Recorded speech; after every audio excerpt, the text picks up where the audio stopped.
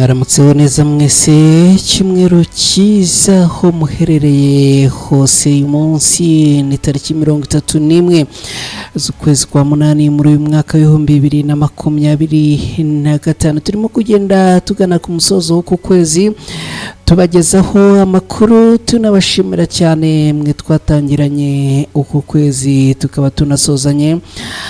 Ikaze rero n'amakuru agiye kwitsa no kwibanda mu burasirazuba bwa Repubulika Iharanira Demokarasi ya Kongo mbere yo gupanga gahunda zo kujya mu misa n'ahandi. Nyemerera tubanze dusangire aya makuru, n'amakuru ataraza gutwara umwanya munini birumvikana kubera ko tuba tugenda adukubita atubangura. Turaza kugaruka mu minembwe tubabwire ko abarwanyi bo ku ruhande rwatwirwano na mama 23 babyukiye mu bikorwa bijyanye no guhangana n'ibitero bimaze iminsi bigabwa hangaha bya drone z'abarwanyi bo ku ruhande rwa leta ya Kongo. Ibi turaza kubyinjiramo ku buryo burambuye. Turaza kunyarukira no muri Uvira tubabwire ko abarwanyi b'umutwe wa mama 23 bongeye guhangana masasu aremereye n'abarwanyi bo ku gisirikare cya leta ya Kongo FARDC. Ibi nabyo turaza kubyinjiramo turebera hamwe uko ibintu byagenze. Turaza kunyarukira muri teritwari ya Masisi muri Kivu y'Amajyaruguru muri Repubulika Iharanira Demokarasi ya Kongo. Tubabwire ko n'ubundi hongeye kuramuka masasu ni mu mujyi wa Sake, n'ubundi abarwanyi b'intare za Sarambwe bongeye gushamburiyana n'abarwanyi bo ku ruhande rwa leta ya Kongo. Muri teritwari ya Mwenga abarwanyi b'umutwe wa mama 23 batatanyije abasirikare ba leta ya Kongo FARDC ni mu ruhuri rwa amasasu bari bongeye kugabwaho n'aba barwanyi bo ku ruhande rwa leta ya Kongo. Byose turaza kurebera hamwe uko abarwanyi b'intare za Sarambwe bagiye babyitwaramo. Turaza kunyarukira no mu bindi bice turebera hamwe bice byaramukiyemo imirwano hirya no hino mu burasirazuba bwa Repubulika Iharanira Demokarasi ya Kongo. Mwese rero nongeye kubaha ikaze muri aya makuru. N'amakuru ushobora kugiramo uruhare muri aya makuru. Icya mbere ni ukuyakurikira, icya kabiri ni ukutwereka ko uri kumwe natwe ugaterekaho like yawe, icya gatatu ni ukudufasha gusangiza izi nkuru inshuti n'abavandimwe banyu batandukanye kugira ngo amakuru agere kure kandi kuri bose bashoboka. Ibitekerezo byanyu ni nyamibwa, mugende mubitwandikira hasi aho ngaho tubitambutse. Hanyuma akandi niba ari bwo bwa mbere ugeze hano ku Ibendera TV, ndakwibutsa ko iyo ugeze hano ari ubwa mbere uhita ukora subscribe hasi aho ukibuka no gukora kuri ako kantu kameze nk'inzogera kugira ngo makuru ntakagucike ubutaha. Ushobora kuba waracikanwe ejo, ushobora kuba waracikanwe ejo bundi hashize, ariko ntago bikwiye ko ejo hazaza wakongera gucikanwa. Ibyo ni wowe waba ubigizemo uruhare. Reka rero tubigenze gutya, mu kanya ngaruke twanzikana aya makuru ku buryo burambuye yani ku Ibendera TV. Nitwa Umukada.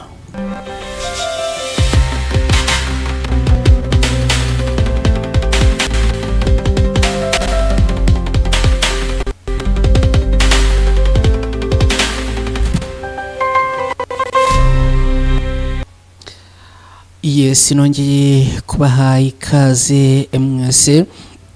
Nizere ko mumeze neza, nizere ko mwaramutse neza, nizere ko kandi mwagize ijoro ryiza. Reka rero twinjire muri aya makuru yo muri iki gitondo. Na makuru kandi twinjiyemo ku buryo burambuye. Reka aya makuru tuyahere muri Kivu y'Amajyepfo mujyi cyase mu gace ka Minembwe, nyuma yuko ku itariki 29 zishyira tariki 30 Kanama ni muri uyu mwaka w'2025 ingabo za FARDC zigabye ibitero bikomeye ku baturage batuye aha mu Minembwe hakoreshejwe indege ntoya zitagira abapilote zizwi nka drone. Ndagira ngo nkubwire ko abarwanyi bo ku ruhande rw'intare za Sarambwe babyukiye mu mikwabo ikomeye cyane. Ikindi kandi baravuga yuko bamaze kugenda bakaza ingamba, dore ko bavuga ko bamaze kuzana nabo ibikoresho by'ikoranabuhanga birimo za drone. Bakaba rero bamaze guteguza abarwanyi bo ku ruhande rwa leta ya Kongo ko niwongera kubagabaho ibitero ibyo bazahabonera ari somo batazigera abibagirwa na rimwe mu buzima bwabo. Hanyuma rero mu gitondo cyo kuri iki cyumweru rero ibintu byakomeye. Abarwanyi b'intare za Sarambwe bakaba bongeye gusubizaho ibitero byari byagabwe n'igisirikare cya leta ya Congo FARDC ku misozi ya Kahwera. No musozi witwa Kahwera, akaba rero amakuru aturuka ahangaha avuga ko mu rukerera rwo kuri uyu munsi hongeye kuramukira amasasu, ariko abarwanyi batwirwanaho na 23 bakaba ibi bitero bongeye kubisubiza inyuma. Ni mu gitondo cyo kuri uyu munsi ahagana mu masaha yo mu rukerera, abasirikare ba leta ya Kongo bongeye kugaba ibitero ahangaha muri bice bituwe nabo mu bwoko bw'abanyamurenge, ariko twirwanaho ngo ikaba yabakinagije ndetse ibikoresho byinshi ngo babitakaje ahangaha mu mashyamba ya Rusuku, niho abahunze berekeza. Umwe mu baturage batuye aha muri bice mu buhamya yatanze yagize ati nubwo drone zasaga ni zimaze iminsi zigaba ibitero simusiga aha muri bice, abarwanyi ba 23 natwirwanaho bagaragaje imbaraga zikomeye cyane, kubera ko ngo abongeye gutatanya abasirikare bo ku ruhande rwa leta ya Congo FARDC. Ni mu gihe n'ubundi ngo bari baramutse bafite gahunda yo kongera kugaba ibitero ku baturage b'abanyamurenge. Kuri ubu rero aha mu Minembwe n'ubundi abarwanyi b'umutwe wa 23 nibo bakomeje kubayobora no kuhagenzura, bigaragaza ko imbaraga zo ku barwanyi ba FARDC zikomeje kugenda ziburizwamo. Reka twihuse twerekeze mu mujyi wa Uvira, naho ni muri Kivu y'Amajyepfo, muri iki gihugu kiganjemo cyangwa se muri iki gihugu cya Repubulika Iharanira Demokarasi ya Kongo. Tubabwire ko muri Uvira 23 yongeye kurwanira n'abarwanyi b'igisirikare cya leta ya Congo FARDC bikomeye mu bice bitandukanye. Mu gitondo cyo kuri iki cyumweru imirwano ikaze yongeye kwaduka hafi y'umupaka wa Kavimvira, ni mu karere ka Uvira muri Kivu y'Amajyepfo. Muri Kivu y'Amajyepfo, muri uyu mujyi n'ubundi ufatwa umurwa mukuru ukomeye aha muri Kivu y'Amajyepfo. Igisirikare cya leta ya Congo FARDC rero cyari cyazanye ingabo nyinshi ngo zisubize inyuma abarwanyi b'umutwe wa 23, ariko amakuru aturuka avuga ko ngo ibi bitaje kubahira, kubera ko ngo ubwo barasaga basanze abarwanyi b'intare za Sarambwe nabo bari tayari, ubundi bararasana ibintu birakomera. 23 bivuga ko ngo yakoresheje uburyo bwo kwifashisha imisozi miremire n'amashyamba, ikaza kurangira rero ibashije gusubiza inyuma aba barwanyi bo ku ruhande rwa leta ya Congo FARDC, akaba ngo ari ibintu byakozwe mu masaha make cyane. Amakuru aturuka muri bice avuga ko ku isaha zitandukanye zo muri uru rukerera hagana ku isaha y'isa 10 zishyira isa 11, ingabo za leta ya Kongo ngo zari zimaze kugera muri ibi bice hanyuma rero zitangira kohereza amasasu menshi, biza kurangira rero abarwanyi b'intare za Sarambwe nabo bongeye gusubiza aya masasu. Amakuru akavuga yuko ngo ari imirwano yakomeye cyane, ndetse mu kanya tukaba twinjiye muri studio n'ubundi amakuru avuga yuko imirwano igikomeje kumvikana muri bice, ariko ngo amasasu noneho yagabanyije imbaraga. Bikaba rero bivuga yuko ngo abarwanyi bo ku ruhande rwa leta ya Kongo n'ubundi baje gusubira inyuma, bahunga berekeza mu mujyi wa Uvira. Amakuru avuga yuko izi ngabo zo ku ruhande rwa leta ya Kongo ngo zari zifite imodoka ya Land Cruiser, ariko ngo bakaba bahunze cyangwa se birutse amasigamana, imbunda barayisiga cyane yuko abarwanyi b'intare za Sarambwe ngo bari babaye nk'abayirasaho amakompura, abikarangira rero amapine n'ubundi amwe atongeye kubasha kugenda. Kugeza ubu ngubu rero n'imodoka yo mu bwoko bwa Land Cruiser bivuga yuko yarasiwe hakavimvira, bikaba yuko n'ubundi abarwanyi bo ku ruhande rwa leta ya Kongo ngo babonye ibintu bitangiye gukomera, bakabangira ingata bagakiza amagara yabo bakigendera. Umwe mu baturage uherereye ahangaha yagize ati, twabonye FARDC ihunga yiruka nta n'icyo irimo gutekerezaho. Abarwanyi b'umutwe wa M23 ngo binjiye mu birindiro byabo, batangira rero kurasana, inzira zirafungwa, ibintu birakomera.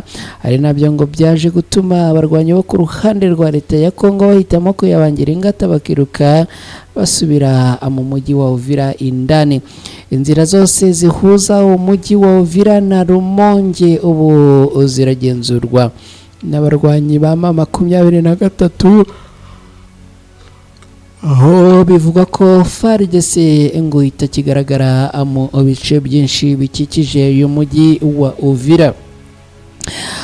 Muri Kivu y'Amajyaruguru muri teritwari ya Masisi niho twerekeje. Abarwanyi b'umutwe wa M23 biravuga yuko n'ubundi bongeye guhangana n'amasasu atari menshi ngo yongeye kumvikana muri ibi bice bitandukanye. Mu misozi ya Masisi imirwano yongeye kubura, amasasu yongeye kuvuga. Ni kuva ku munsi w'ejo tariki 30 kugeza kuri uyu munsi tariki 31 Kanama muri uyu mwaka w'ibihumbi 2025. Igisirikare cya leta ya Kongo FARDC bakaba ngo bagerageje kugaba igitero gikomeye ku barwanyi b'umutwe wa M23, ariko ngo byabanye ikibazo gikomeye cyane, kuko usibye no kuhatakariza imbunda, ariko ngo bahatakarije n'abasirikare abatari bakeya.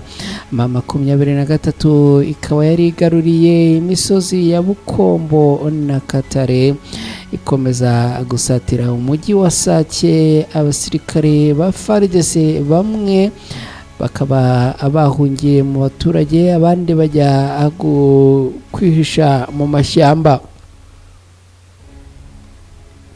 Ibintu bikomeye cyane.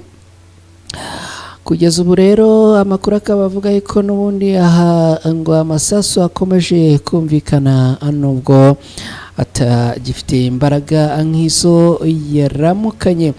Reka twerekeze muri teritwari ya Mwenga, ni muri Kivu y'Amajyepfo muri Repubulika Iharanira Demokarasi ya Kongo. Tubwire ko abarwanyi b'umutwe wa M23 batatanyije abarwanyi bo ku ruhande rwa leta ya Kongo. N'ubundi biza kurangira bakamye ikimasa ku mirwano n'ubundi bari baramukiye kurwana. Mu rukerera rwo kuri iki cyumweru FARDC yagerageje gukoresha imizinga n'imizindaro minini y'imbunda ngo yirukana cyangwa se hashya abarwanyi b'umutwe wa M23 ku cyicaro cyabo cya Kasika, ni muri teritwari ya Mwenga. Ariko ibintu ngo byaje kuba kuri FARDC na gahomera munwa umugani wa Burundi. guhera saa 11 zo muri iki gitondo amakompura yongeye kumvikana muri teritwari cyangwa se muri aka karere ka Mwenga. Hanyuma rero ibi bikavugwa yuko n'ubundi abarwanyi b'umutwe wa M23 bongeye kwesurana na FARDC. Ni masaha makeya y'urugamba, abasirikare benshi ba FARDC bari bamaze gushyira amaboko hejuru, abandi barahunga kubera ko n'ubundi abarwanyi ba M23 ngo baje gukoresha strategy zo kubazenguruka, biza kurangira rero basigaye hagati na hagati. Cyari gukorwa cyangwa se cyari gukurikirwaho akaba abyara gusaba imbabazi, bakamanika amaboko cyangwa bakabyanga bakaraswa bose. Umwe mu baturage uherereye muri bice twabonye agira ati twabonye imizinga isasu rimeze nabi rivuza ubuhuha, gusa ngo igisirikare cya leta ya Congo FARDC cyagaragaje imbaraga nkeya imbere y'abarwanyi b'umutwe wa M23 muri ibi bice. Ubu tuvugana akarere ka Mwenga kari mu maboko y'abarwanyi b'umutwe wa M23, bikaba bigaragaza ko intambara yose yo muri Kivu y'Amajyepfo iri kuganisha ku ntsinzi yabo. Ngibyo ibyo twagarukaho muri aya makuru yo kuri uyu munsi. Nizere ko meze neza, nizere ko muguwe neza mu by'ukuri. Hanyuma rero abatari basinzira, nimunyemerere namwe mubanze mukurikire aya makuru. Tuganye ku musozo rero tubabwira tuti abatari bajya mu misa no mu materaniro no mu zindi gahunda, ariko birumvikana nawe niba uvuye mu kazi k'ijoro, mbere yo gusinzira unyemerere tubanze dusangire aya makuru. Ibitekerezo byanyu kandi mugende mubiduha tubisangire. Mwese rero amugire icyumweru cyiza kandi Imana ikomeze kubana namwe. Gahunda za Ibendera TV zo zirakomeza.